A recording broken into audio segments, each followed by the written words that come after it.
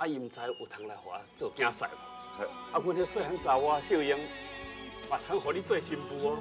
日本殖民的第3年，雅信的阿爹甲阿娘成亲。因照马介博士所讲的，到放假主持教会，而且伫咧街仔路顶设一间厝，哪甲人看病，维持厝里的开销。这个无去互定性的婴仔，就是台湾头一个查某医生。伊阿爹甲户名号做雅信，是要取文雅甲信仰基督的意思。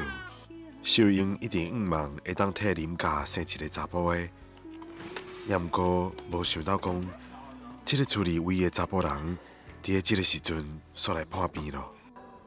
你生遐个查某囡仔拢无路用啦，规气拢送互人啦。